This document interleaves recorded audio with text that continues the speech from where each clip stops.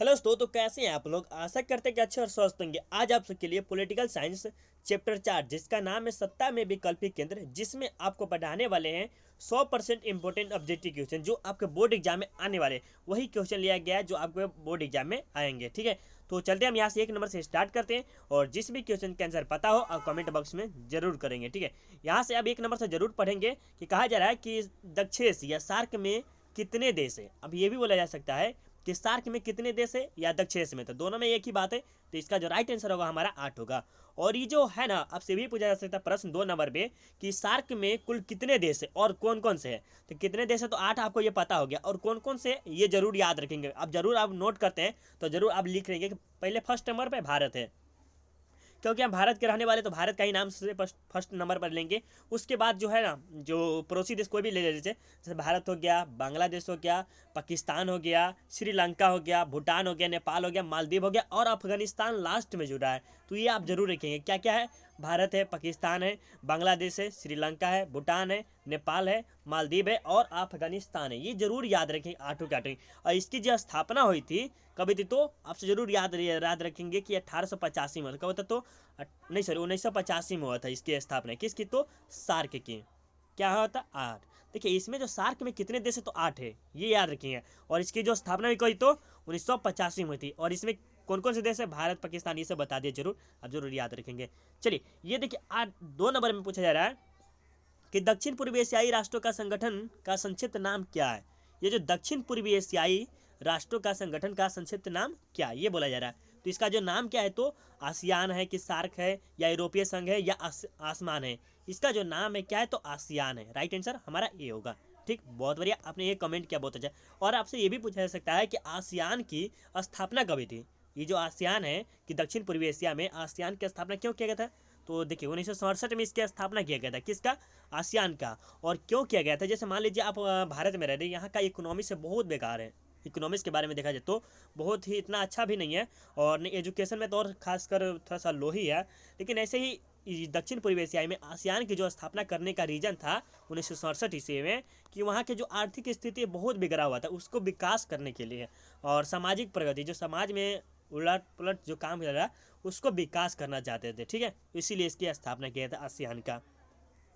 समझ में आ रहा होगा मेरे ख्याल से, बहुत अच्छा से पूरा कॉन्सेप्ट के साथ आपको पढ़ा रहे, नहीं कैसे आप टिक लगवाते जा रहे हैं। चलिए 3 नंबर में देखिए सीटों की स्थापना कब हुई थी। ये जो सीटों है इसकी स्थापना कब हुई थी, ये आप जरूर याद रखें। बहुत वेरी वेरी इंपॉर्टेंट क्वेश्चन, ये बार बार पूछा भी गया है शायद। तो इसका जो स्थापना हुआ है कब हुआ, तो इसका जो स्थापना हुआ 1954 में हुआ था। और फुल डेट आपको बता दें तो इसका जो स्थापना हुआ था 8 सितंबर को। कब हुआ था? 8 सितंबर को, ये याद रखिए 8 सितंबर 1954 को। और कहाँ पर हुआ था तो थाईलैंड में। कहाँ हुआ था?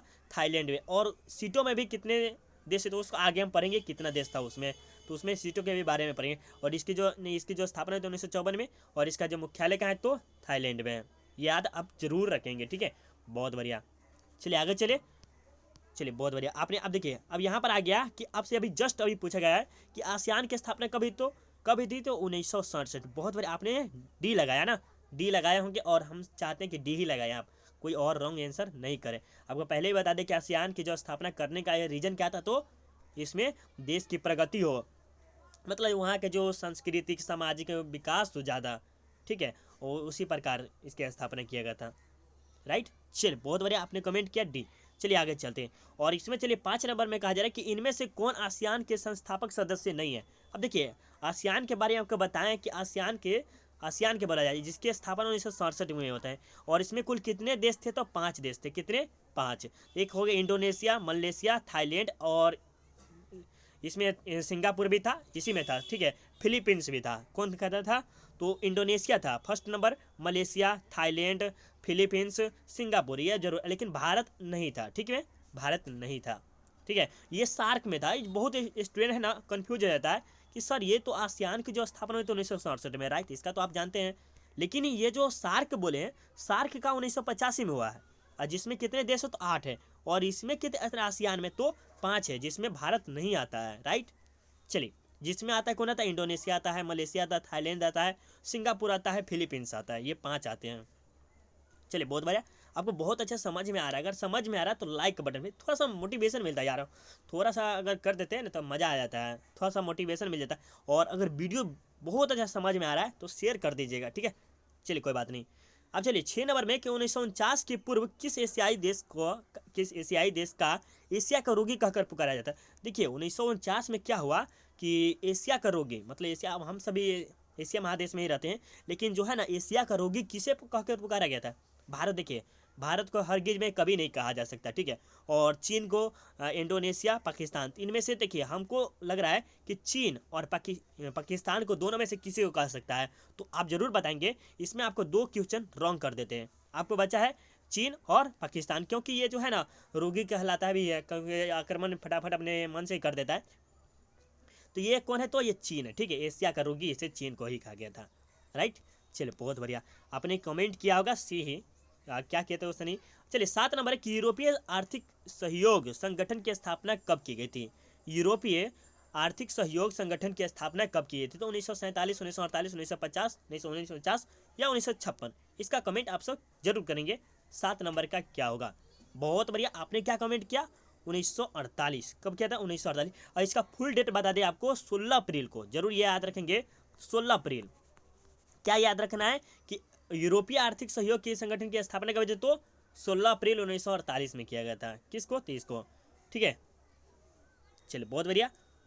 इसका जो मुख्यालय है यूरोपीय संघ की मुख्यालय का, तो ये फ्रांस में है। अभी याद रख लीजिए, फ्रांस का बारे में बताएगा। चलिए यूरोपीय परिषद की उत्पत्ति कब थी? अब देखिए यूरोपीय परिषद की उत्पत्ति कब हुई थी, तो यही जो क्वेश्चन है उसी के बारे में पूछ लिया। तो जो हुआ था कब होता है? 1948 में होता, जिसके बारे में 16 क्या बताया, यूरोपीय के बारे में बोला जाते 1948 में बताया, तो 1948 ही होगा, इसमें कोई डाउट वाली बात नहीं की। तो 16 अप्रैल को हुआ था, 16 अप्रैल आप जरूर याद रखें। इसमें भी वही पूछा जा रहा है, उसमें भी यही पूछा जा रहा है, ठीक है। चलिए बहुत बढ़िया, आपको समझ में आ रहा होगा। इसका जो बताएं मुख्यालय कहाँ था, तो कहाँ था? फ्रांस में था, ठीक। चलिए 9 नंबर में कहा जा रहा है कि यूरोपीय संघ की मुद्रा का क्या नाम था? यूरोपीय संघ की मुद्रा का क्या नाम था? ये आप जरूर याद रखेंगे। जैसे भारत का इंडियन हो गया, इंडियन रुपीज होता है, उसी प्रकार और जरूर यूरोपीय संघ की मुद्रा का क्या नाम होता है? यूरोपीय संघ के, तो इसके बारे में, तो यूरोपीय संघ की जो मुद्रा का नाम क्या है? यूरो है। क्या है? यूरो है। और आपको बता दें डॉलर है, ये अमेरिका क्या है? क्या है? डॉलर किसका है? तो अमेरिका का, ये जरूर याद रखेंगे। और रूबल जो आप कहेंगे रूस क्या है? देखिए नाम में ही छुपा हुआ है रूस। देखिए हम लिख देते हैं, रूस हो गया रूबल का, और डॉलर हो गया अमेरिका का। आप डॉलर के बारे में जानते हो भी होंगे, और खासकर बहुत स्टूडेंट नहीं भी जानते होंगे डॉलर। और दिनार जो है, ये दिनार ये किसका है? तो दिनार किसका? आप जरूर, हाँ हाँ बहुत बढ़िया, कुवैत का है। Sorry, Kuwait. कुवैत का सबसे महंगा पैसा कुवैत का है। दिनार ही सबसे महंगा, जैसा है 248 रुपया है। कुवैत का 1 रुपया इंडियन में 148 248 रुपया शायद होता है। हमको इतना फुल डिटेल नहीं मालूम है, लेकिन ये जरूर याद है कि 248 तक होता है शायद। और इसका जो राइट आंसर आपका डी होगा।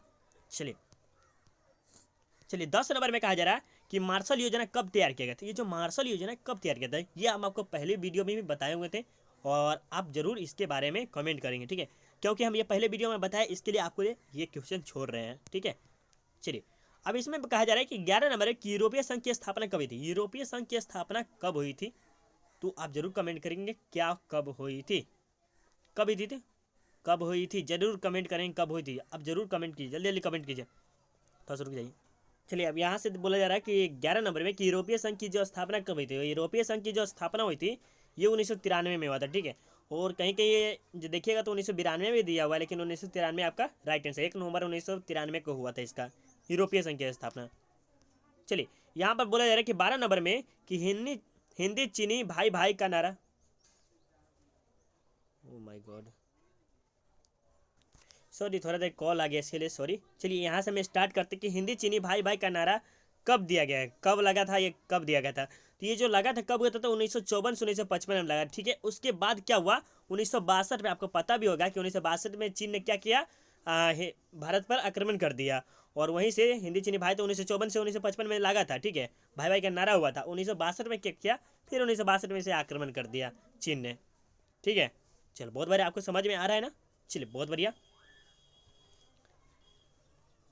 चलिए 13 नंबर में बोला जा रहा है कि साफ्टा समझौता पर किस वर्ष हस्ताक्षर हुआ था? ये साफ्टा समझौता है उस पर कब हस्ताक्षर हुआ था? तो 2002 में, 2003 में, 2004 में, 2005 में।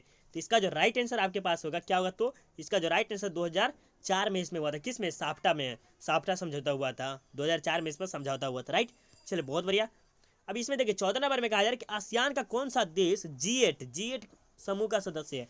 G8 समूह का अर्थ दूसरा होता है। तो G8 समूह किसे कहा जाता है? जापान को, भूटान को, नेपाल को, मालदीव को। तो इसका जो राइट आंसर क्या होगा, तो आप कमेंट कीजिए फटाफट, क्या होगा जल्दी कमेंट करिए। हाँ चलिए, बहुत बढ़िया, आपने कमेंट किया, क्या किया?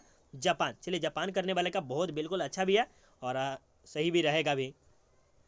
चलिए ये देखिए 15 नंबर में कहा जा रहा है।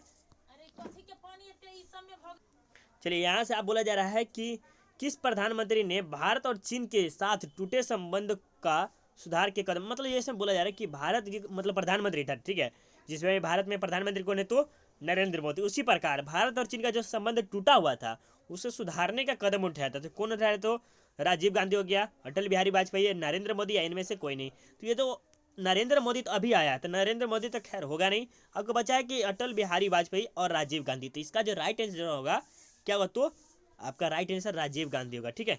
चलिए बहुत बढ़िया। ये चलिए आपके लास्ट क्वेश्चन शायद है, फॉर योर लास्ट क्वेश्चन शायद, हाँ ये लास्ट क्वेश्चन है कि आपका जाए 16 नंबर की मुक्त द्वार की नीति चीनी से किस देश की अर्थव्यवस्था में वृद्धि हुई? कि मुक्त द्वार की मुक्ति इसको प्राप्त हो गया, मतलब अब उससे किस देश की वृद्धि हुई, किस में? अर्थव्यवस्था में। तो किस? चीन को, सोवियत संघ को, अमेरिका को, भारत को। ये शायद 1945 से लेकर 1951 तक, 1991 तक जो शीत युद्ध चला था उसी में से ये लिया गया शायद है। देखिए जिसमें कहा गया है कि मुक्त द्वार की नीति कौन सी अर्थव्यवस्था में, और इससे अर्थव्यवस्था में वृद्धि होगी। तो कौन था ये? तो ये हमारा चीन था, ठीक है। चीन ही ऐसा करदानी कर भी सकता है और बाकी कोई कर भी नहीं सकता, ठीक है। चलिए बहुत बढ़िया। आपको पीडीएफ के लिए कुछ नहीं करना है, फॉलो कर लीजिए।